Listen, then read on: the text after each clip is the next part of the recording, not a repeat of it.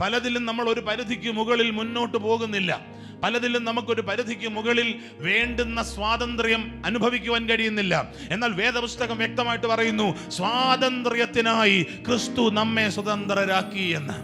ഒരുവൻ സത്യം അറിയുകയും സത്യം നിങ്ങളെ സ്വതന്ത്രരാക്കുകയും ചെയ്യും. സത്യത്തിന് നമ്മളെ സ്വതന്ത്രരാക്കാൻ കഴിയില്ല, അറിഞ്ഞ സത്യത്തിന് മാത്രമേ നമ്മളെ സ്വതന്ത്രരാക്കുവാൻ കഴിയത്തുള്ളൂ. അതുകൊണ്ട് ഇന്ന് നമുക്ക് എവിടെയെങ്കിലും സ്വാതന്ത്ര്യത്തിന്റെ കുറവുണ്ടെങ്കിൽ സത്യം സത്യമല്ലാതാകുന്നത് കൊണ്ടല്ല. നിങ്ങളുടെ ഉള്ളിൽ യേശു വസിക്കുന്നു എന്ന് പറഞ്ഞിട്ട് പിന്നെ ഞാൻ ഈ പ്രയാസങ്ങളിൽ കൂടെ പോകുന്നത് എന്ത് എന്ന ചോദ്യത്തിന്റെ മറുപടി, നിന്റെ ഉള്ളിൽ യേശു ഉണ്ട് എന്ന സത്യം നീ അറിയേണ്ടതുപോലെ അറിഞ്ഞിട്ടില്ല.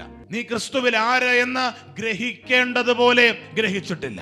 മതം ഇളകുന്ന സമയത്താണ് ആനയ്ക്ക് മനസ്സിലാകുന്നത്, എന്റെ തുമ്പിക്കൈയുടെ അത്രയും പോലും നീളമില്ലാത്ത ഈ പാപ്പാൻ ഇരിക്കാൻ പറയുമ്പോൾ ഞാൻ ഇരിക്കേണ്ട കാര്യമില്ല. നടയാനെ എന്ന് പറയുമ്പോൾ നടക്കേണ്ട കാര്യമില്ല. ഞാൻ നടക്കത്തില്ലെന്ന് പറഞ്ഞാൽ എന്നെ നടത്തിക്കാനും മാത്രം ആരോഗ്യമുള്ള ഒരുത്തനും ജനിച്ചിട്ടില്ല.